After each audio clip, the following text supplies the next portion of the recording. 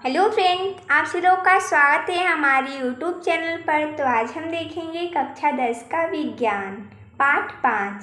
पाठ का नाम है जैव प्रक्रम। तो देखिए दोस्तों, जैसा कि हमने इस वीडियो में बहुविकल्पीय प्रश्न लिया है, तो चलिए देखते हैं।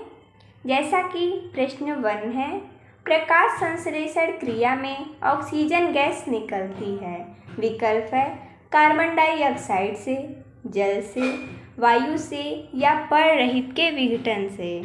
इसका सही हो जाएगा विकल्प बी यानी कि जल से। अगला प्रश्न है, प्रकाश अभिक्रिया होती है। विकल्प है हरित लवक के स्ट्रोमा में, हरित लवक के ग्रेना में, माइटोकॉन्ड्रिया में या राइबोसोम में। इसका सही हो जाएगा विकल्प बी यानी कि हरित लवक के ग्रेना में।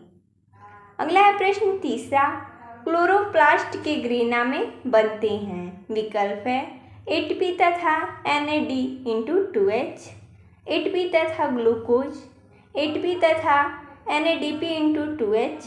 विकल्प डी है उपयुक्त सभी।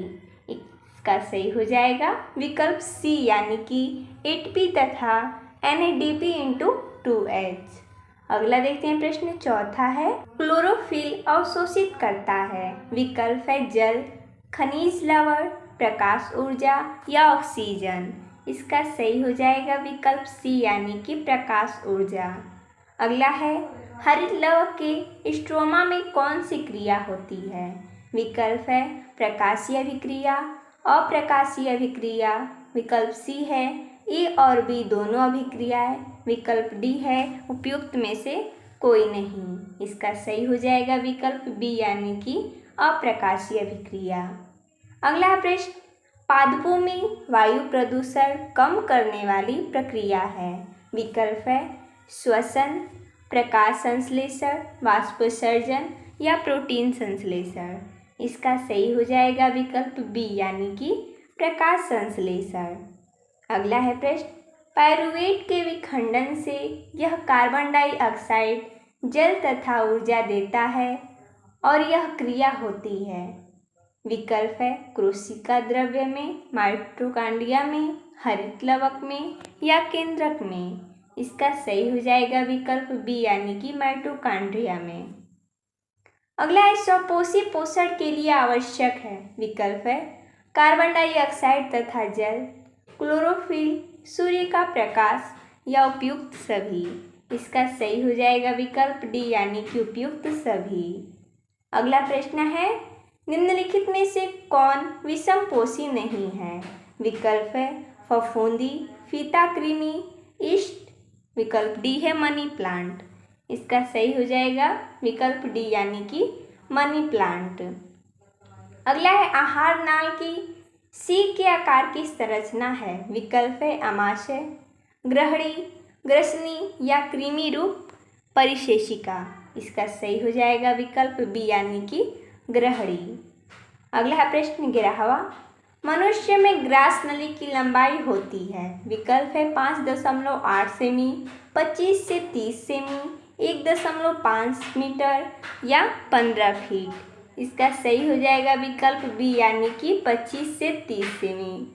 अगला प्रश्न है, मनुष्यों में लार ग्रंथियों की संख्या होती है। विकल्प है 2 जोड़ी, 3 जोड़ी, 4 जोड़ी या 5 जोड़ी। इसका सही हो जाएगा विकल्प बी यानी कि 3 जोड़ी। अगला प्रश्न है, कृमि रूप परिशेषिका, यहाँ पर खाली स्थान का भाग है। विकल्प है छोटी आंत, अग्न्याशय, बड़ी आंत या ग्रास नली। इसका सही हो जाएगा विकल्प सी यानी कि बड़ी आंत। अगला प्रश्न है, मनुष्य में दूध के दांतों की संख्या कितनी होती है। विकल्प है 20, 36, 28 या 32। इसका सही हो जाएगा विकल्प ए यानी कि 20। अगला है प्रश्न, मनुष्य के प्रत्येक जबड़े में चर्वक दंतों की संख्या होती है। विकल्प है 2, 4, 6 या 8। तो फटाफट इसका आंसर सोच लीजिए क्या होगा। चलिए देखते हैं। इसका सही हो जाएगा विकल्प सी यानी कि 6। अगला है यकृत स्रावित करता है। विकल्प है लार, जठर रस, पीत रस या अग्न्याशय रस। इसका सही हो जाएगा विकल्प सी यानी कि पीत रस। अगला है आहार नाल के पेशीय संकुचन को कहते हैं। विकल्प है पाचन, क्रमानुकुंचन, परिसंचरण या अवशोषण। इसका सही हो जाएगा विकल्प बी यानी कि क्रमानुकुंचन। अगला है प्रश्न जठररस स्रावित होता है। विकल्प है अग्न्याशय, छोटी आंत, अमाशय या बड़ी आंत। इसका सही हो जाएगा विकल्प सी यानी कि अमाशय से। अगला है ट्रिप्सिन एंजाइम क्रिया करता है। विकल्प है वसा पर, प्रोटीन पर, स्टार्च पर या लवणों पर। इसका सही हो जाएगा विकल्प बी यानी कि प्रोटीन पर। अगला है विटामिन सी का अच्छा स्रोत है। विकल्प है संतरा, गेहूं, मछली या अंडा। इसका सही हो जाएगा विकल्प ए यानी कि संतरा। अगला है बेरी रोग किस विटामिन की कमी से होता है। विकल्प है vitamin B5, vitamin B3, vitamin B2 या विटामिन B1। इसका सही हो जाएगा विकल्प डी यानी कि विटामिन B1। अगला है निम्नलिखित में से मनुष्य की लार में पाया जाता है। विकल्प है टाइलिन, पेप्सिन, लाइसोजाइम या टाइलिन व लाइसोजाइम दोनों। इसका सही हो जाएगा विकल्प ए यानी कि टाइलिन। अगला हीमोग्लोबिन महत्वपूर्ण भूमिका निभाता है। विकल्प है वृद्धि में, पाचन में, श्वसन में या उत्सर्जन में। इसका सही हो जाएगा विकल्प सी यानी कि श्वसन में। अगला है ऊर्जा की मुद्रा है। विकल्प है क्लोरोफिल, ATP, RNA या DNA। इसका सही हो जाएगा विकल्प बी यानी कि ATP। अगला है ग्लाइकोलाइसिस की प्रक्रिया संपन्न होती है। विकल्प है अंतःव्रद्वी जालिका में, माइटोकॉन्ड्रिया में, राइबोसोम में या कोशिका द्रव्य में। इसका सही हो जाएगा विकल्प डी यानी कि कोशिका द्रव्य में। अगला है ग्लाइकोजेनेसिस क्रिया में बनता है। विकल्प है प्रोटीन्स, विटामिन्स, ग्लाइकोजन या ग्लूकोज। इसका सही हो जाएगा विकल्प डी यानी कि ग्लूकोज। अगला प्रश्न है ग्लाइकोलाइसिस के अंत में कितने ATP अणुओं का लाभ होता है। विकल्प है 2, 0, 4 या 8। इसका सही हो जाएगा विकल्प ए यानी कि 2। अगला है मानव हृदय में कछों यानी विषम की संख्या होती है। विकल्प है 1, 2, 3 या 4। इसका सही हो जाएगा विकल्प डी यानी कि 4।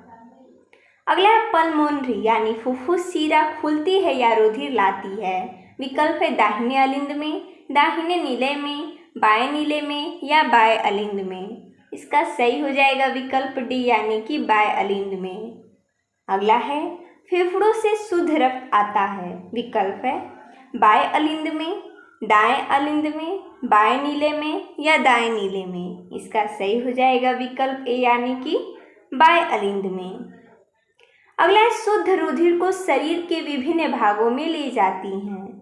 विकल्प है शिराएं, महाशिरा, महाधमनी या दाएं नीले। इसका सही हो जाएगा विकल्प सी यानी कि महाधमनी। अगला प्रश्न है वह कौन सी शिरा है जिसमें शुद्ध रुधिर प्रवाहित होता है। विकल्प है पोर्टल शिरा, ग्रीवा, पश्चिमाशिरा या पल्मोनरी। इसका सही हो जाएगा विकल्प डी यानी कि पल्मोनरी। अगला एक स्वस्थ व्यक्ति में सामान्य रक्तदाब होता है। विकल्प है 120/80, 140/80, 125/115, 135/100। इसका सही हो जाएगा विकल्प ए यानी कि 120/80। अगला प्रश्न है रक्त का लाल रंग किस पदार्थ की उपस्थिति के कारण होता है। विकल्प है पोटेशियम, विटामिन सी, न्यूक्लिक अम्ल या हीमोग्लोबिन। इसका सही हो जाएगा विकल्प डी यानी कि हीमोग्लोबिन। अगला है लसिका में नहीं पाई जाती है। विकल्प है उत्सर्जी पदार्थ, श्वेत रुधिराणु, लिम्फोसाइटस, लाल रुधिर कणिकाएं। इसका सही हो जाएगा विकल्प डी यानी कि लाल रुधिर कणिकाएं। अगला प्रश्न है पौधों में जल का परिवहन होता है। विकल्प है फ्लोएम द्वारा, जाइलम द्वारा, मज्जा से या रंध्र से। इसका सही हो जाएगा विकल्प बी यानी कि जाइलम द्वारा। अगला है पादप में जाइलम उत्तरदायी है। विकल्प है जल का वहन, भोजन का वहन, अमीनो अम्ल का वहन या ऑक्सीजन का वहन। इसका सही हो जाएगा विकल्प ए यानी कि जल का वहन। अगला प्रश्न है फ्लोएम द्वारा भोजन का स्थानांतरण होता है। विकल्प है सुक्रोज के रूप में, प्रोटीन के रूप में, हार्मोन्स के रूप में या वसा के रूप में। इसका सही हो जाएगा विकल्प ए यानी कि सुक्रोज के रूप में। अगला प्रश्न डिक्सन एवं जॉली संबंधित है। विकल्प है रसारोहण से, परासरण से, अवशोषण से या विसरण से। इसका सही हो जाएगा विकल्प ए यानी कि रसारोहण से। अगला है निम्नलिखित में से कौन सा त्वचा का कार्य नहीं है। विकल्प है संवेदना, सुरक्षा, लैंगिक लक्षण या उत्सर्जन। इसका सही हो जाएगा विकल्प सी यानी कि लैंगिक लक्षण। अगला है मनुष्य में दुग्ध ग्रंथि यानी स्तन ग्रंथि रूपांतरित रचना है या कौन सी त्वचीय ग्रंथि स्तन ग्रंथि के रूप में परिवर्तित होती है। इसका विकल्प है श्वेत ग्रंथि की, तेल ग्रंथि की, लार ग्रंथि की या जठर ग्रंथि की। इसका सही हो जाएगा विकल्प बी यानी कि तेल ग्रंथि की। अगला है अमोनिया का यूरिया में परिवर्तन करता है। विकल्प है अग्न्याशय, यकृत, अमाशय या वृक्क। इसका सही हो जाएगा विकल्प बी यानी कि यकृत। अगला है वृक्कों का कार्य संबंधित है। विकल्प है पोषण से, श्वसन से, उत्सर्जन से या परिवहन से। इसका सही हो जाएगा विकल्प सी यानी कि उत्सर्जन से।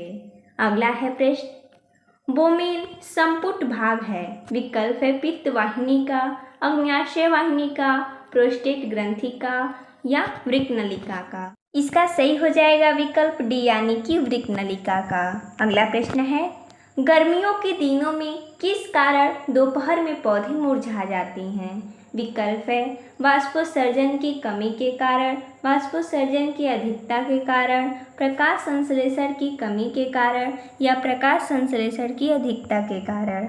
इसका सही हो जाएगा विकल्प बी यानी कि वाष्पोत्सर्जन की अधिकता के कारण। अगला प्रश्न है कोशिका यानी वायु कोशिका पाई जाती है। विकल्प है यकृत में, फेफड़ों में, अमाशय में या जीभ में। इसका सही हो जाएगा विकल्प बी यानी कि फेफड़ों में। तो देखिए दोस्तों, जैसा कि हमने इस वीडियो में इतना ही बहुविकल्पीय प्रश्न लिया था।